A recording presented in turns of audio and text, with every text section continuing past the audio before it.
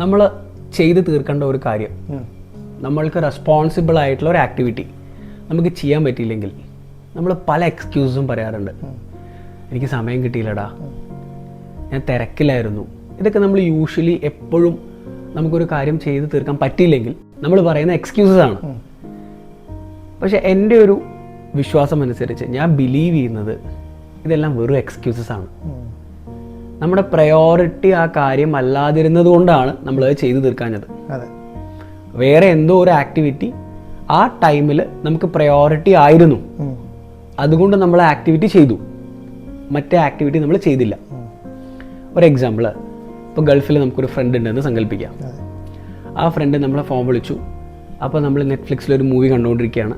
അപ്പോൾ നമ്മൾ മനസ്സിൽ സ്വയം വിചാരിച്ചു അവൻ്റെ കോൾ ഇപ്പോൾ എടുത്തു കഴിഞ്ഞ് 1 മണിക്കൂർ സംസാരിക്കേണ്ടി വരും, എൻ്റെ മൂവി ബ്രേക്ക് ആവും. അപ്പോൾ നമ്മൾ കോൾ ജസ്റ്റ് സൈലൻ്റ് ആക്കി വെച്ചു. നെക്സ്റ്റ് ടൈം അവൻ വിളിക്കുമ്പോൾ അവൻ നമ്മളോട് ചോദിക്കും, നീ എന്തുകൊണ്ടാണ് ഞാൻ അന്ന് വിളിച്ച സമയത്ത് എടുത്തില്ല എന്ന്. അപ്പോൾ നമ്മൾ എന്താ പറയുക, എടാ ഞാൻ കുറച്ച് തിരക്കായിരുന്നു, ഞാൻ കോള് കണ്ടില്ല. അവിടെ ആക്ച്വലി നമ്മൾ നുണയാണ് പറയുന്നത്. നമ്മളുടെ പ്രയോറിറ്റി ആ പോയിന്റ് ഓഫ് ടൈമിൽ നെറ്റ്ഫ്ലിക്സിലെ മൂവി ആയിരുന്നു, അവൻ്റെ അടുത്തുള്ള കോൺവെർസേഷൻ അല്ല. അപ്പോൾ നമ്മൾ ആ നെറ്റ്ഫ്ലിക്സ് മൂവി പ്രയോറിറ്റൈസ് ചെയ്തു, അവൻ്റെ കോളിനെ ഡീപ്രയോറിറ്റൈസ് ചെയ്തു.